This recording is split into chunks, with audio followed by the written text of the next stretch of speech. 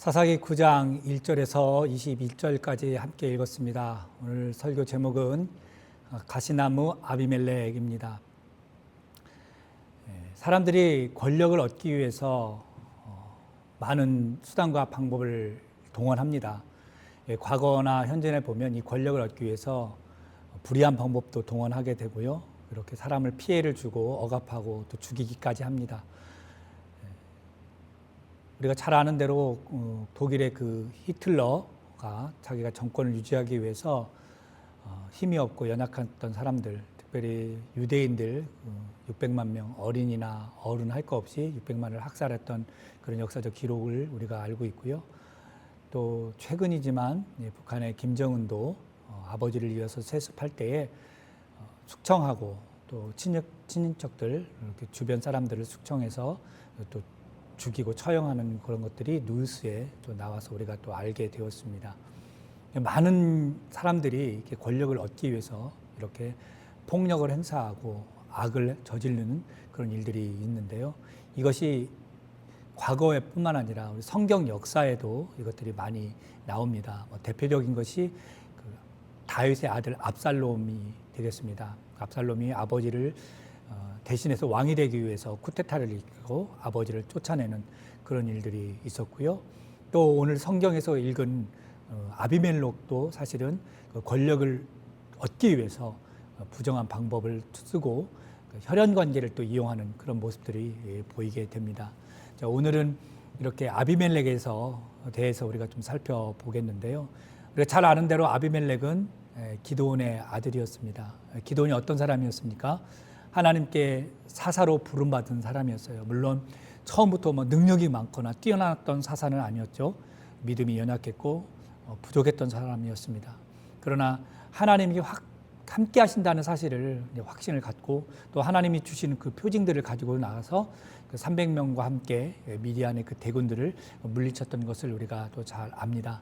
승리한 후의 그 삶은 사실은 우리가 지난주에 살펴봤지만 그렇게 썩 좋지 못한 그런 삶이었습니다.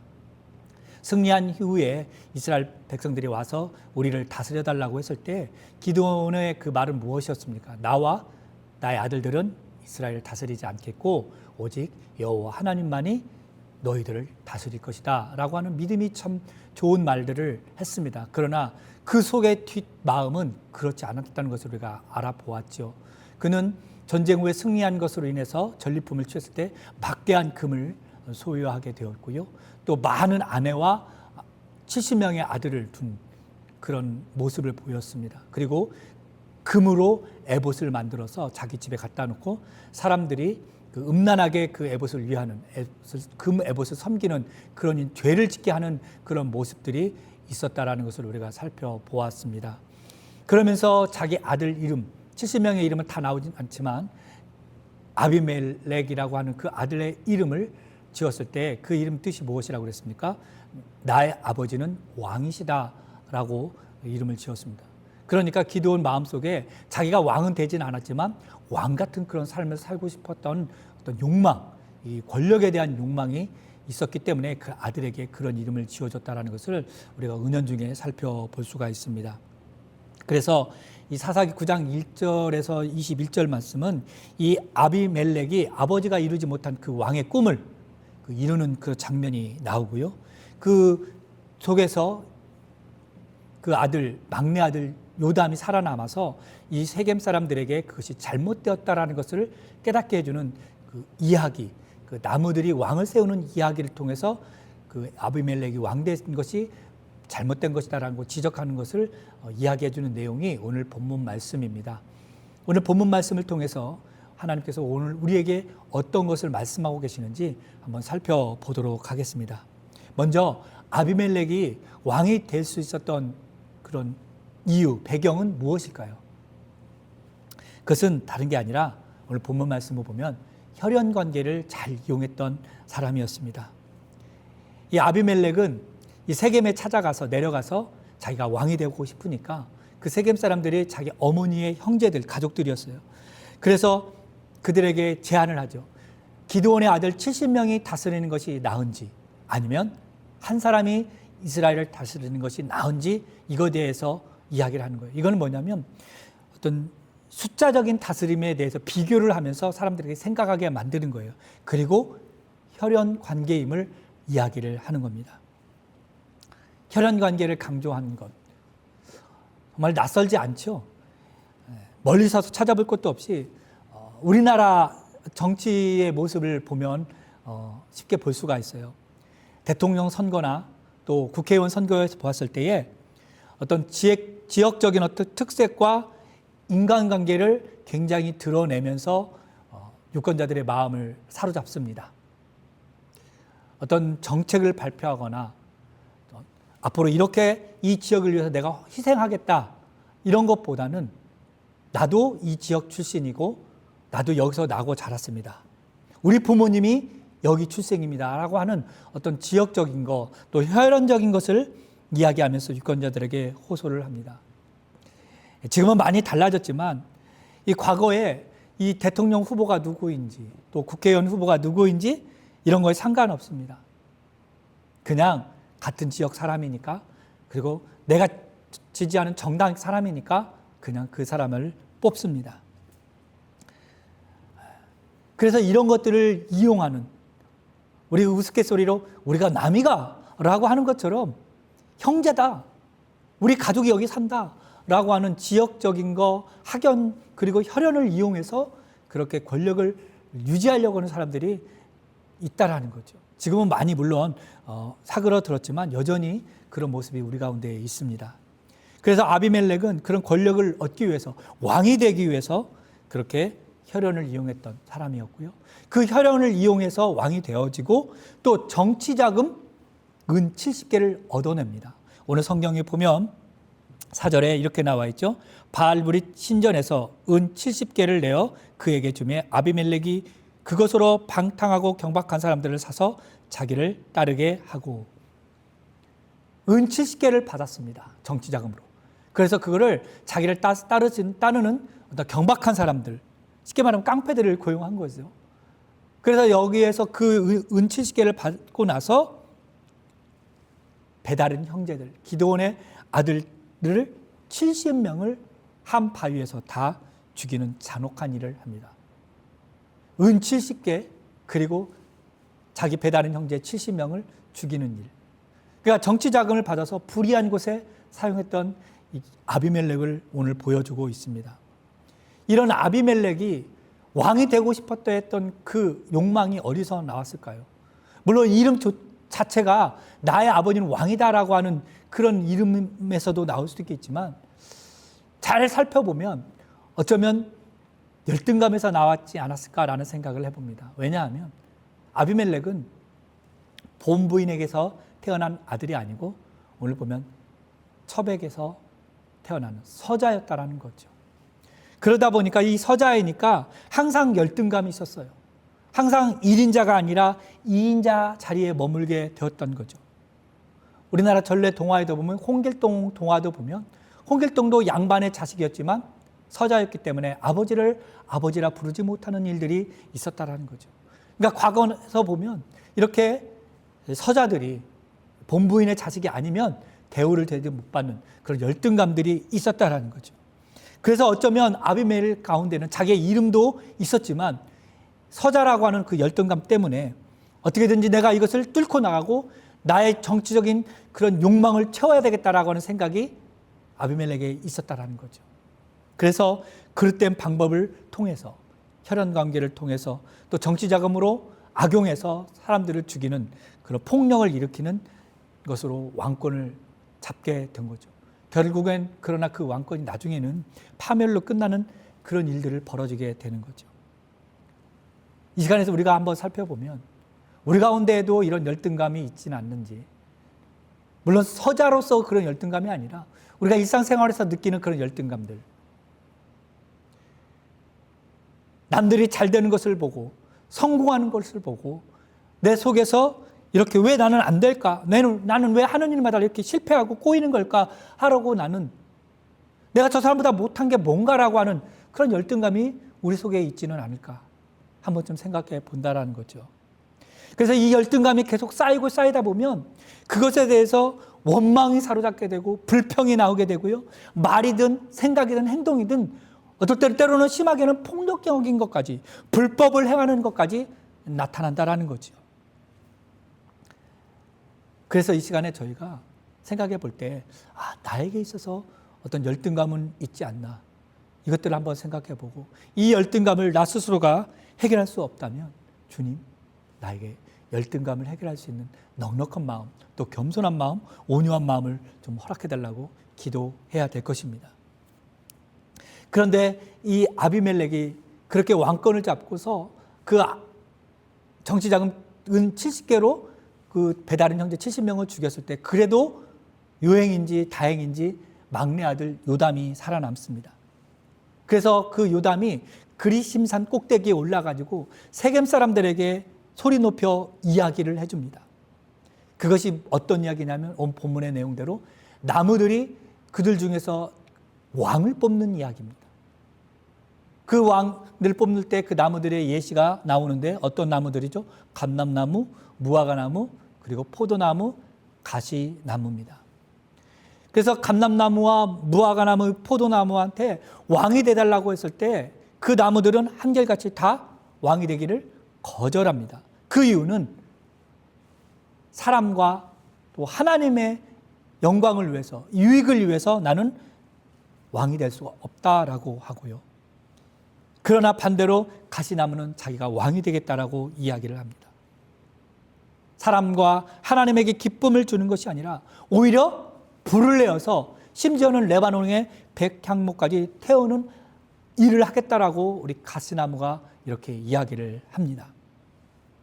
결국에 이 요담이 들려주는 이 나무들 사이에서 왕을 뽑는 이야기, 가시나무가 왕이 되는 이야기는 누구를 지목하고 하는 이야기일까요? 바로 아비멜렉을 지목하면서 하는 이야기입니다. 즉 가시나무가 아비멜렉이다 라고 하는 이야기죠. 그래서 이 아비멜렉이 왕이 됨으로 인해서 엄청난 피해가 있을 것이다 라고 하는 것을 세겜 사람들에게 경고성 메시지를 주고 있는 것이 요담의 이야기이고 오늘 본문의 이야기입니다. 그러면 이제 이 요담이 들려준 그 나무들이 왕들을 뽑는 과정에서 이야기 속에서 오늘 우리가 좀 우리의 삶에서 좀 적용해야 될 것들을 몇 가지를 좀 살펴보겠습니다. 먼저 이 이야기 속에서 우리가 배울 게 뭐냐? 자신이 서 있는 그 위치, 그 본분을 잘 지켜 사는 것이 중요하다는 것을 우리가 깨달을 수 있어요. 감람나무와 무화과나무 그리고 포도나무는 자신들이 무엇을 해야 되는지 알고 있었습니다. 오늘 성경에 보면 뭐라고요? 감람나무는 그 기름으로 하나님과 사람을 영화롭게 한다라고 했습니다. 그리고 감람나무는요, 특별히 기름으로 하나님 앞에 제사 드릴 때 쓰인다라고 했어요. 그리고 무화과나무는 그 열매로 사람들에게 먹을 걸로 제공해 주고요. 또 포도나무는 그 포도나무 열매로 포도주를 만들어서 사람들의 갈증을 해결해 주는 음료와 같은 역할. 그러니까 각자 그 나무들이 하는 역할들에 따라서 자기들은 그것을 해야 되기 때문에 왕이 되지 않았다라는 거죠. 그러니까 그 나무들은 자기들이 할 일이 무엇인지를 알았다라는 거예요. 사람은 누구에게나 자기에게 주어진 환경과 그 직분과 위치가 있습니다. 어떤 사람은 감람나무처럼, 어떤 사람은 무화과나무처럼, 그리고 어떤 사람은 포도나무처럼 그 일들을 감당해야 됩니다.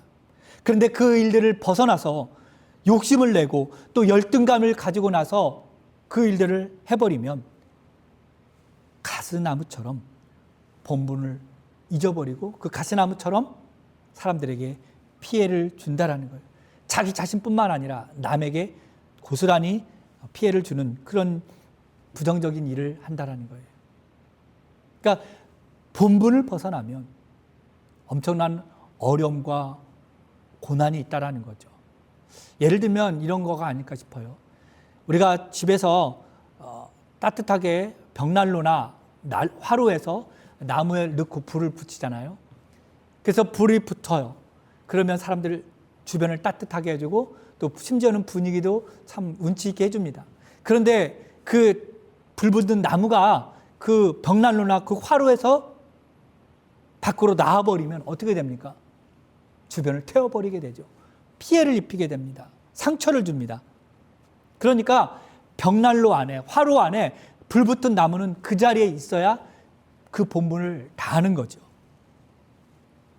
마찬가지로 우리가 상황이 어떠하든지 좋든지 나쁘든지 높든지 낮든지 어떤 상황에 있었는지 저와 여러분이 있는 그 위치에서 각자 일을 감당함으로 하나님께 영광을 돌리고 또 사람에게 유익을 주는 그런 일들, 우리의 본분을 맞추어서 해야 되는 거예요. 그럴 때에 하나님이 영광 받으시고 사람들이 칭찬한다라는 거죠. 오늘 이 나무들의 왕들 이야기 속에서 또 하나 배울 게 뭐냐면 다른 사람들에게 도움을 주는 것, 다른 사람들에게 유익을 베풀며 살아야 된다라는 거예요. 아까도 말했지만 감람나무 기름으로, 무화과는 열매로, 또 포도나무는 포도주로 사람들에게 유익을 줍니다. 배고픔을 해결해주고 갈증을 해결해주고. 그런데 가시나무는 유익보다는 해악을 끼칩니다. 실제로 이 가시나무는 이 이스라엘 그 광야에서 여기저기서 자라야 하는데 그 가시나무가 너무 말라 있기 때문에 가끔씩 불이 붙는다고 그래요. 그리고 불이 나서 옆에 있는 농작물을 태우는 경우도 있어서 이 농사를 짓는 농부 입장에서는 이 가시나무가 그렇게 유익을 주는 나무가 아니어서 굉장히 싫어하는 나무라고 합니다. 그래서 과연 나는 내 삶 속에서 내 이웃에 유익을 주고 있는지, 예수님이 말한 소금과 빛의 역할도 사실은 다른 사람을 이롭게 하는 그런 삶이 아닐까 생각을 해봅니다. 소금은 녹아지면서 맛을 내고요. 빛을 낼 때 촛불 같은 경우는 자기 몸을 태워서 어둠을 밝힙니다. 나를 낮추고 나를 희생해서 유익을 내는, 다른 사람에게 도움을 주는 그런 모습이 참 필요하다는 거죠. 그래서 어떤 분은 그래요. 나는 가진 것도 없고 배운 것도 없고 똑똑하지 않아서 남들에게 유익을 줄 만한 것이 하나도 없습니다. 이렇게 말하는 분들이 있을지도 모르겠어요. 근데 저는 그런 분들에게 이렇게 말하고 싶습니다. 내가 가진 것이 없고 배운 것이 없을지라도 내가 할 수 있는 건 무엇입니까? 기도가 있습니다. 기도를 통해서 다른 사람들을 위하여 기도해 주는 것, 다른 사람들의 회복을 위해서 기도하고, 나라와 민족을 위해서 기도하고, 내 형제 자매를 위해서 기도하고, 교회를 위해서 기도하는, 어려운 이웃들을 향하여 기도하는 그것이야말로 굉장히 유익을 줄 수 있다라고 생각을 합니다. 그래서 우리에게 주어진 것들, 유익을 위해서 사는 것 참 필요합니다. 물론 다른 사람들에게 유익을 끼치면서 살다 보면 때로는 오히려 내가 손해보는 경우도 있을 수 있습니다. 내가 손해가 나기 때문에 나는 다른 사람의 유익을 위해 할 수 없어, 이런 것보다는 그리스도인으로서 내가 좀 손해를 보더라도 남의 유익을 위해서 그렇게 살아가면 참 이 세상이 참 아름답게, 또 이 땅 가운데서 하나님이 원하시는 그런 나라가 이루어지지 않을까라는 생각을 해봅니다. 우리 그리스도인이, 또 저와 여러분이 남의 유익을 위해서 우리가 좀 희생하며 그렇게 살아갈 수 있었으면 좋겠습니다. 그리고 오늘 말씀에서 좀 중요하다고 생각을 하는데요. 이 이야기, 나무들, 왕들 뽑는 이야기 중에서 우리가 좀 더 깊이 생각할 게 뭐냐면 지도자를 잘 뽑아야 된다라는 거죠. 세겜 사람들이 그 아비멜렉을 뽑을 때 아비멜렉의 어떤 능력이나 이런 것을 뽑은 것이 아니라 혈연 관계에 의해서 70명보다는 한 명이 다스리는 것이 좀 이익이 되니까 그렇게 뽑았어요. 결론적으로는 잘한 선택이 아니라 잘못된 선택이었습니다. 아비멜렉을 뽑음으로 인해서 결론적으로는 나중에 보면 알겠지만 파멸로 끝나게 됩니다. 세겜 사람들은 신중하지 못했어요. 자기들의 지도자, 특별히 왕을 뽑는 상황에서 하나님께 구하지도 않고 율법에 나온 대로 그 왕을 구하지도 않았습니다. 결국에는 나중에 보겠지만 3년도 못 가서 전쟁을 하면서 그렇게 파멸로 끝나게 됩니다. 그래서 요담은 이 세겜 사람들이 왕을 뽑을 때의 기준이 무엇인가, 이것에 대해서 한번 꼬집어서 이야기를 합니다. 그게 바로 9장 16절인데요. 이렇게 되어 있죠. 이제 너희가 아비멜렉을 세워 왕으로 삼았으니 너희가 행한 것이 과연 진실하고 의로우냐? 이것이 여롯바알과 그 집을 선대함이냐? 이것이 그의 손에 행한 대로 그에게 보답함이냐? 요담이 세겜 사람들에게 말했던 것, 아비멜렉을 왕으로 세운 것이 기준이 무엇이냐? 과연 진실함이었느냐? 그리고 의로움이었냐? 이것을 이야기하고 있습니다. 보통 사람들은 저를 포함하고 여러분을 포함해서 지도자를 뽑을 때, 예를 들면 대통령이나 국회의원들, 또 시장을 뽑을 때요, 우리가 기준이 되는 게 무엇인가요? 1차적으로는 사실 우리에게 얼마나 유익을 가져다 주는가, 내가 사는 지역에 얼마나 좋은 공약들을 세우며 그것을 얼마나 실천할 수 있는 능력이 있는가, 이것들을 보면서 우리가 대통령이나 국회의원 또 시장을 뽑습니다. 틀린 것은 아니죠. 그러나 더 중요한 것은요, 진실됨이 있느냐, 의로움이 있느냐, 이것이 바탕이 되어야 된다라는 겁니다. 진실된 리더, 의로운 리더, 또한 내가 진실된 마음으로 또 의로운 마음으로 리더 또는 대통령, 국회의원, 그런 사람들을 뽑을 때에 이 사회가, 내가 속한 사회가 안정된다라는 거예요. 그래서 일반 사회, 대통령, 국회의원 또는 시장들을 뽑는 것뿐만 아니라 교회도 마찬가지입니다.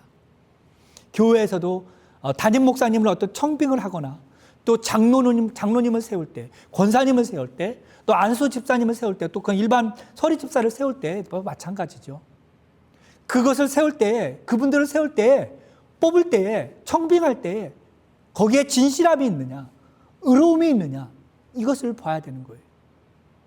혈연 관계로, 지연과 학연 관계로 인해서 뽑는다고 할 때에 분명히 거기에는 악영향이 있을 수 있다는 거죠. 진실과 의로움으로 리더를 뽑아야 되는 거예요. 그것이 잘 뽑는 겁니다. 사실은 우리들도 마찬가지고, 또 지도자로 나서는 대통령이나 국회의원이나 시장이나 이런 지도자들이 나올 때에도 그들이 100% 의로울 수 없고 100% 진실되지 못합니다. 저희들도 마찬가지고, 유권자인 저희들도 마찬가지고요. 오직 진실되고 의로운 것은 오직 하나님뿐입니다. 그렇기 때문에 우리가 리더를 뽑을 때, 지도자를 잘 뽑기 위해서는 하나님 앞에 기도하며 진실함과 의로움으로 뽑아야 되는 거예요. 진실과 의로움이 수반되지 않으면 부정이 일어나게 되고요, 나중에 후회하게 되고 혼란이 가져오게 되고 시끄럽게 됩니다. 분란을 가져오죠. 그래서 우리가 지도자를 잘 뽑을 때 진실됨과 의로움이 있어야 되는지, 요담이 이 세겜 사람들에게 너희들 가운데 진실함과 의로움이 있는가? 라고 질문한 것이 비록 세겜 사람들에게만 한 것이 아니라 우리에게도 오늘 해당된다는 거죠. 최근에 한국의 선거가 끝났죠.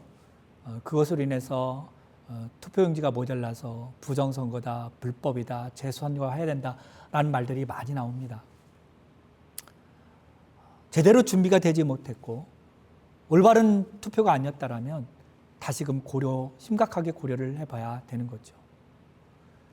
진실됨과 의로움이 있다면 그렇게 부정선거나 또 투표용지가 모자랄 리가 없었을 것입니다. 그래서 이 부분에 대해서 우리가 또 잘 기도하고 그리스도인으로서 항상 리더를 뽑을 때, 대통령을 뽑을 때, 국회의원을 뽑을 때, 시장들을 뽑을 때는 진실과 의로움, 학연과 지연과 혈연 관계가 아니라 먼저 진실과 의로움이 있는지를 우리가 놓고 기도하면서 그렇게 뽑아야 될 것입니다. 그래야 좋은 지도자를 뽑을 수가 있습니다. 이제 말씀을 정리해 보겠습니다. 아비멜렉은 부정한 방법으로 세겜 사람들의 마음을 사서 왕이 되었고 정치 자금으로 또 형제들을 죽이는 일을 벌였습니다. 그래서 요담이 살아남아서 나무들이 왕을 뽑는 그 동화 같은 이야기를 세겜 사람들에게 해주면서 왕이 잘못 뽑히면 고난이 있다, 파멸이 있다라고 경고 메시지를 주고 있는 것이 오늘 본문 말씀입니다. 그래서 이 이야기를 통해서 또 우리가 좀 넓게 봐서 감람나무처럼 또 무화과나무처럼 포도나무처럼 하나님을 영화롭게 하고 사람들에게 이로움을 주는 그런 역할을 해야 된다.